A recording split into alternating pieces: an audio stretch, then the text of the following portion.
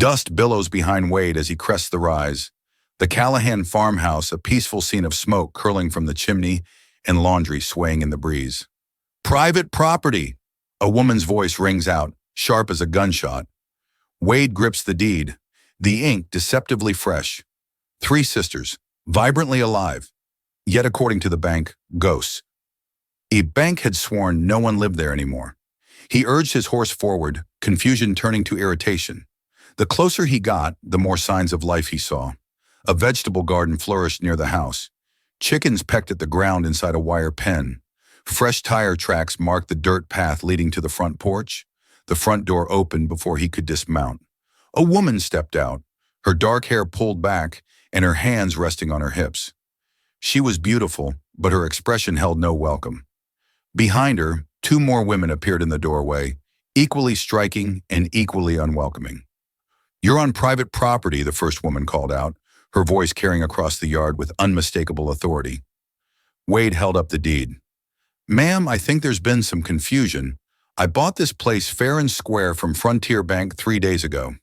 Got the papers right here." The woman's eyes narrowed. "Is that so?" She stepped down from the porch, her sisters flanking her. "Well, I'm Ruby Callahan, and this here is my family's land. Has been for 20 years. 20 years? WDE's voice cracked slightly. "The bank told me it had been abandoned for over a decade," said the previous owners just up and left. Ruby stopped 10ft from his horse, close enough that he could see the fire in her green eyes. "The bank told you a lot of things, didn't they? But here's what they didn't tell you. We never left. We never sold. And we sure as hell didn't abandon our home." The younger sister, a blonde with worried eyes, whispered something to Ruby.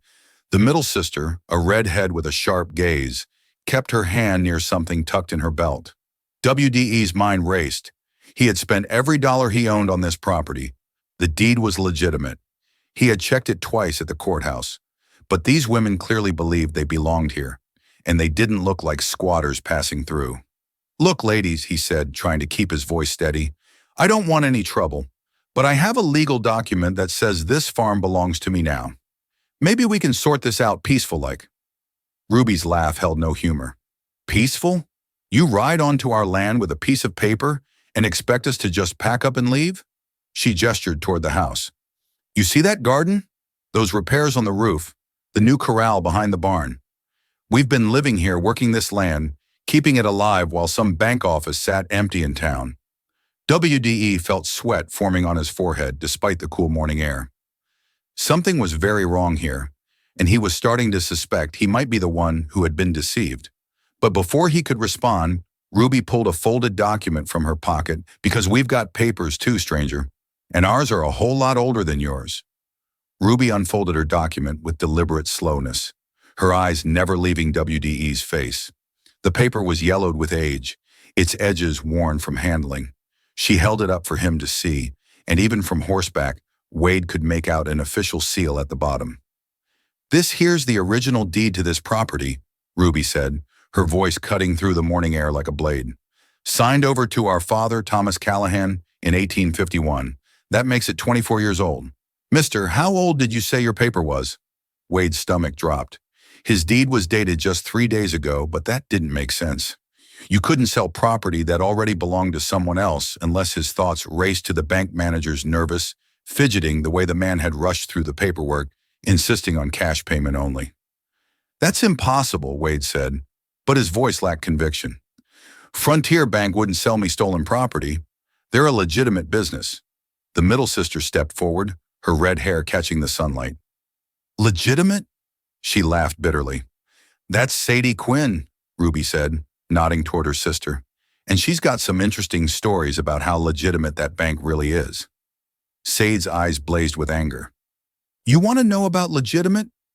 3 months ago, a man from that same bank came out here claiming we owed back taxes, said if we didn't pay, they'd foreclose. But we showed him this same deed, proved we owned the land free and clear. No taxes owed on property that was never mortgaged." The youngest sister, who had remained silent until now, spoke up in a voice barely above a whisper. "That's Clarabelle," Ruby explained, "and she saw something that day that might interest you." Clarabelle's hands trembled as she spoke. After the bankman left, I followed him partway to town. He stopped at Miller's trading post and met with another man. They were laughing about something, and I heard the bankman say, "Give it 3 months and we'll have buyers lined up for that property." Wade felt like the ground was shifting beneath him. "You're saying the bank planned to sell your land, even though you proved you owned it?"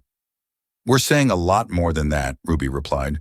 "We're saying you're not the first man they brought out here with a fancy deed and a sad story." The words hit Wade like a physical blow. "Not the first?" Sadie nodded grimly. 2 weeks ago, a family from back east showed up with papers just like yours. Said they'd bought the place sight unseen. We sent them packing, but they mentioned something that made our blood run cold. Wade dismounted slowly, his legs unsteady. "What did they say?" Ruby and her sisters exchanged a look that spoke of shared secrets and deep fear. When Ruby finally answered, her voice was barely above a whisper. They said the bank told them the previous owners had died in a fire. All 3 sisters burned alive in their sleep. WDE's blood turned to ice. He was looking at 3 women who were supposed to be dead. WDE stared at the 3 women standing before him, very much alive and very much angry.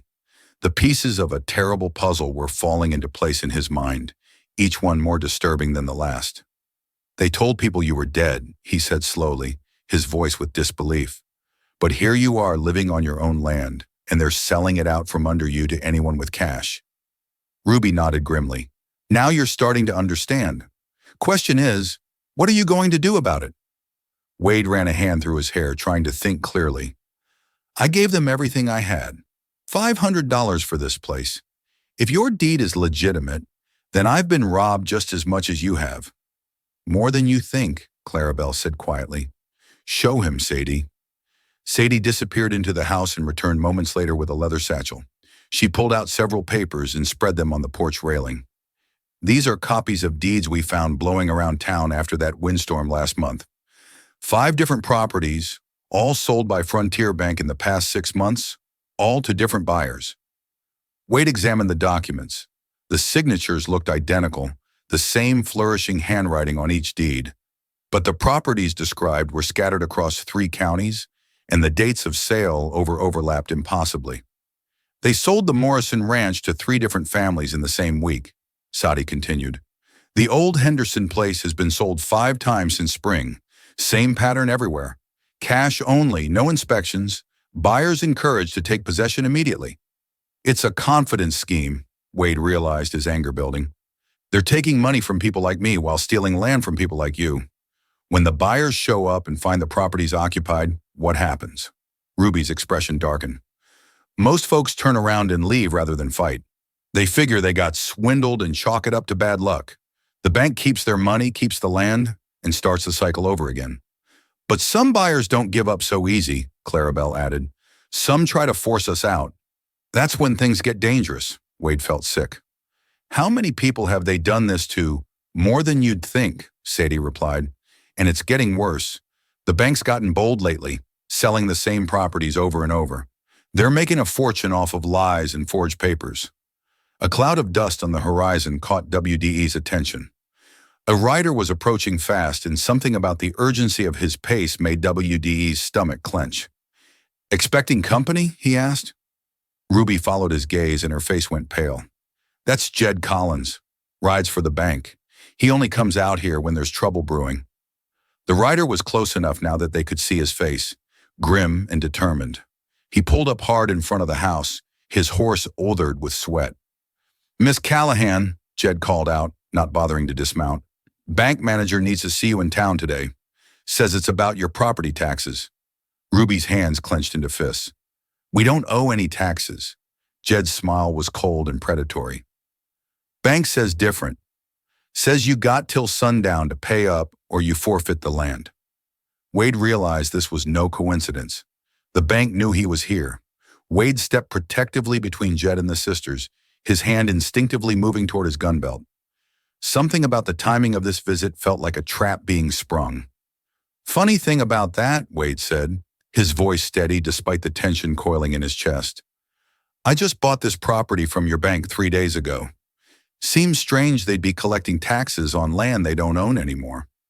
Jed's confident expression faltered for just a moment before recovering. You must be mistaken, friend. This here's Callahan property, and it's been delinquent on taxes for months. Is that so? WDE pulled his own deed from his coat pocket. Then why does this paper say I own it now? Signed by your bank manager himself. The color drained from Jed's face as he stared at the document. WDE could practically see the man's mind racing, trying to figure out how to handle this unexpected complication. There's been some kind of error, Jed stammered. I'll need to take this up with Mr. Harrison at the bank. Ruby stepped forward, her original deed still in her hand. While you're at it, ask Mr. Harrison to explain how he can sell property that already belongs to us. This deed's been in our family for 24 years. Jed's horse stamped nervously, sensing the tension. The rider's eyes darted between WDE's gun and the three women, clearly calculating his odds. Look, I'm just following orders. The bank wants its money by sundown, or there will be consequences. What kind of consequences? Sadie demanded, her hand moving to rest on something tucked in her belt. The kind that happen when people don't pay their debts, Jed replied, his voice taking on a menacing tone. Sheriff's been real understanding about property disputes lately, especially when it comes to squatters refusing to leave rightfully purchased land. Wade felt his anger boiling over. Squatters? These women have been living here for 20 years, and I've got papers saying I bought this place fair and square. Seems to me your bank's been playing fast and loose with the truth. Jed's hand moved toward his gun, but Wade was faster, not drawing, just shifting his stance in a way that made his intentions clear. The message was received. I'd think real careful about your next move, Wade said quietly, because right now you're outnumbered 4-1, and we've all got legitimate grievances against your employer. Clarabelle spoke up unexpectedly, her soft voice cutting through the tension. Jed, you've known us since we were children. You really think we'd squat on someone else's land? For a moment, uncertainty flickered across Jed's features, but it was quickly replaced by something harder, more desperate. I got my orders, he said finally. And if you don't have that tax money by sundown, the sheriff's coming out here with papers to clear you off this property. All of you. He wheeled his horse around and spurred it toward town, leaving a cloud of dust and unspoken threats hanging in the air. Wade watched him disappear over the ridge, his mind already working on their next move. How much are they claiming you owe? Ruby's answer made his blood run cold. $200, by tonight. $200. WDE stared at the horizon where Jed had disappeared, his mind racing through possibilities. That was nearly half of what he had paid for the property, money he no longer possessed. We don't have that kind of cash, Ruby said flatly, reading his thoughts. Never have. We grow our food, make our clothes, trade what we can in town, but $200 might as well be $2,000. Sadie kicked at the dirt with her boot. Even if we did have it, paying would just prove their fake claim is real. Next month, they'd want more. Wade nodded grimly, and they'd keep bleeding you dry until you had nothing left to give. Then they'd take the land anyway. He paused, studying the three women who had become his unexpected allies. How well do you know the people in town? Well enough, Clarabelle answered. Most folks have been decent to us over the years, but when it comes to going against the bank, she trailed off with a shrug. The bank holds mortgages on half the businesses in town, Ruby explained. People are scared to cross them, and Sheriff Morrison owes his job to their backing in last year's election. Wade felt the walls closing in around them, but something about this whole situation still bothered him. Jed seemed awfully nervous when I showed him my deed, like he wasn't expecting me to be here. What are you thinking? Sadie asked. I'm thinking maybe we can use that nervousness against them. Wade untied his horse and swung into the saddle. I'm riding to town to have a conversation with Mr. Harrison at the bank. Ruby grabbed his horse's bridle. That's exactly what they want. Get you alone away from witnesses. Men have disappeared for crossing Frontier Bank before. Then come with me, Wade said simply. All of you. Let's see how brave Mr. Harrison feels when he has to explain his paperwork in front of the whole town. The sisters exchanged glances. Clarabelle spoke first. It's risky. If this goes wrong, if we do nothing, you lose your home tonight anyway, Wade pointed out. At least this way, we go down fighting. Ruby released the bridle and stepped back.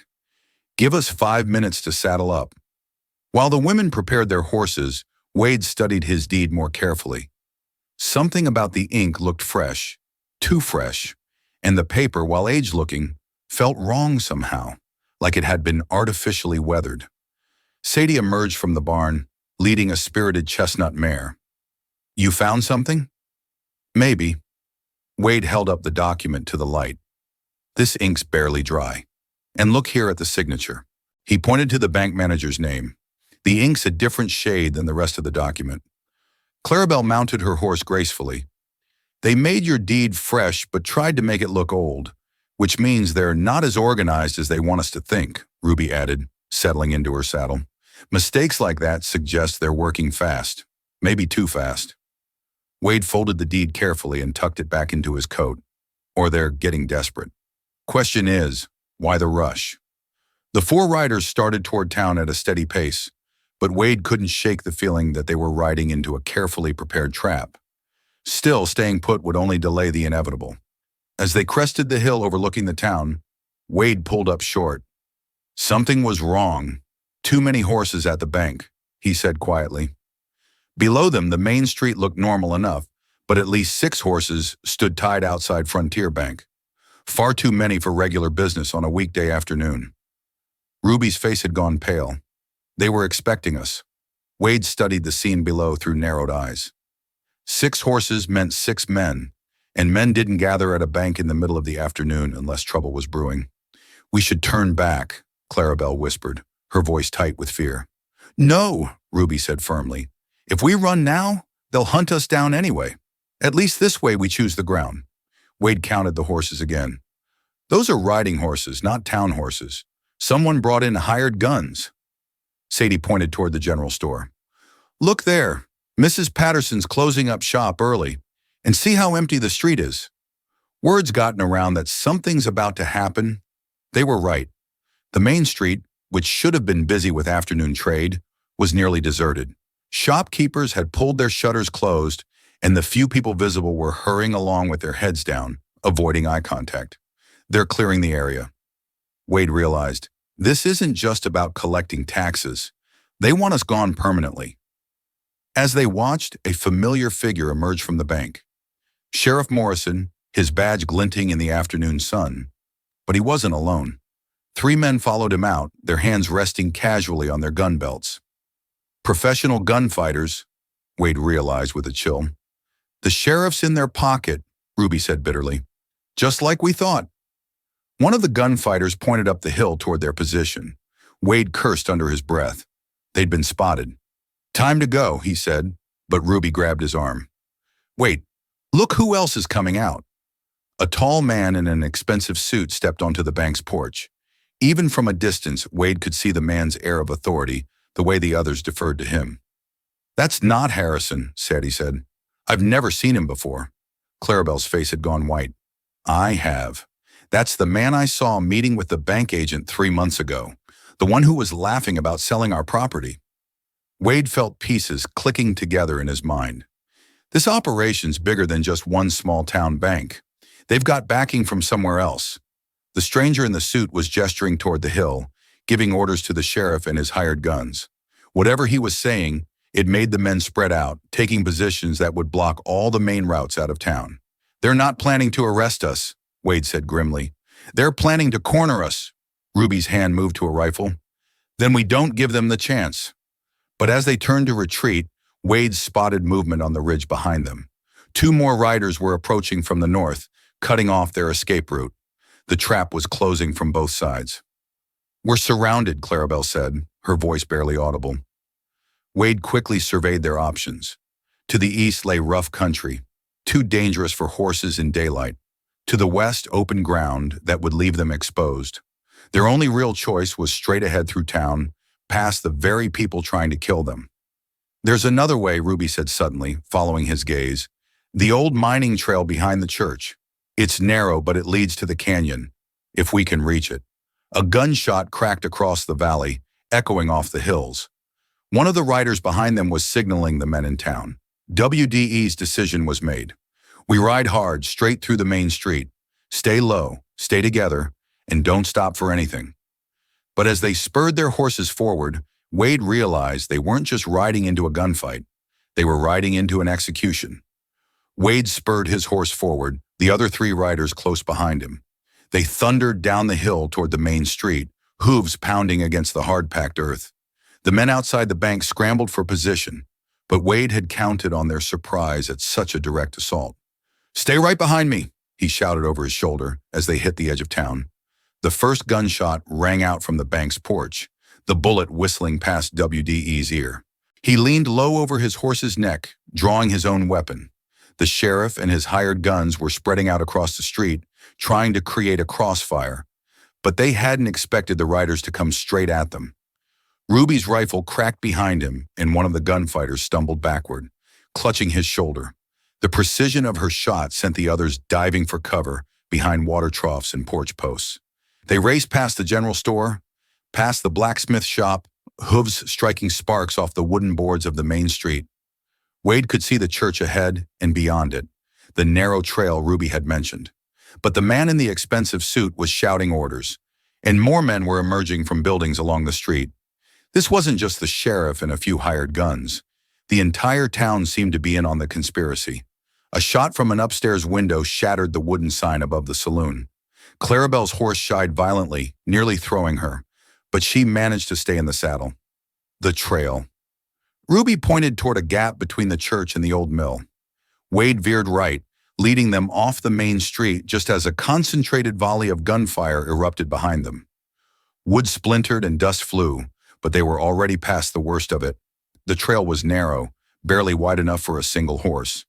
They rode in file now, Wade in the lead, climbing steadily into the rocky hills above town. Behind them he could hear shouting and the sound of horses being saddled for pursuit. After 10 minutes of hard climbing, Wade called a halt in a grove of pine trees. They were far enough from town to risk a brief rest, and the horses needed it. "Everyone all right?" he asked, checking each of them for injuries. Sadie had a graze on her arm where a bullet had clipped her, but it was superficial. The others were shaken but unharmed. "They'll be coming after us," Ruby said, looking back toward town, "and they know this country as well as we do." Wade nodded grimly. Running would only delay the inevitable. They needed to end this. But how could 4 people fight an entire corrupt organization? That's when Clarabelle pulled something from her saddlebag that changed everything. "Before we left the house," she said quietly, "I grabbed something I thought we might need." She held up a thick envelope sealed with red wax. "These are the real bank records, the ones Mr. Harrison thought he burned last month." WDE stared at the envelope. "How did you get those?" Clarabelle's smile was small but determined. "Sometimes being the quiet one means people don't notice when you're listening at windows." Wade broke the seal on the envelope with trembling fingers. Inside were dozens of documents, real deeds, forged deeds, correspondence between the bank and mysterious investors from back east, and most damning of all, a ledger showing payments to Sheriff Morrison and several other town officials. "This is everything," he breathed, scanning the papers. Names, dates, amounts. They've been stealing property across 3 counties for over 2 years. Ruby looked over his shoulder at the ledger. "Look at this entry here. Payment to Judge Stevens for favorable rulings. And this one, Sheriff Morrison, monthly retainer for protection services." Sadie pointed to another page. "They've got a list of properties they plan to steal next. The Hendersons spread the old Murphy place, even the church land." The sound of approaching horses interrupted their examination. Wade quickly stuffed the papers back into the envelope. "How many pursuit routes are there from town?" 3 main trails, Clarabelle answered, "but only one leads to the territorial capital." WDE's mind raced. They could keep running, but these documents needed to reach honest authorities, and the territorial marshal's office was only a day's hard ride north. "We split up," he decided.